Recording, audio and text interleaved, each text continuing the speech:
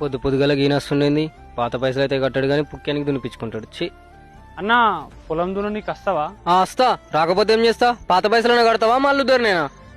ఎంత అయిందన్నా నా లెక్క? అబ్బో, ఇప్పుడు లెక్క చెప్తే నిజంగానే కడతావా ఏంది? రే బాకీ పైసలు ఎప్పుడు కడతావురా? 2 రోజులు కట్టేస్తానా ప్లీజ్ అన్న. అందరు చూస్తురన్నా, ఇజ్జత్ తీయకన్నా, కట్టేస్తానా. ఎన్ని రోజులు తెప్పించుకుంటావు ఇట్లా? ఇప్పుడు డబ్బులు ఇవ్వకపోతే నీ ట్రాక్టర్ గుంజుకోపోతా. ఎట్లా ఏం చేసేయాలో సాయంత్రం వరకు ఇచ్చేస్తానా. ఈ రోజు డబ్బులు ఇవ్వకపోలే బిడ్డ, నిన్ను నీ ట్రాక్టర్ తగలబెట్టిపోతా. అన్నా ఎన్ని పైసలు ఇవ్వాలన్నా ఆయనకు?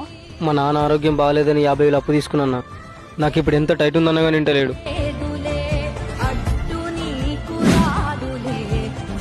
ఇందాకే బ్యాంకులకి ఎంచి 50,000 తీసుకొచ్చినన్నా. నీకు అవసరం ఉంది కదా, ఎట్లాగో ఉంచుకో అన్నా.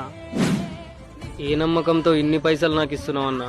ఇన్ని రోజులు పైసలు ఇయ్యకున్నా ఏ నమ్మకంతో నా పొలం దున్నినవో అదే నమ్మకంతో నేను నీకు పైసలు ఇస్తున్నా అన్నా, కాదనకు.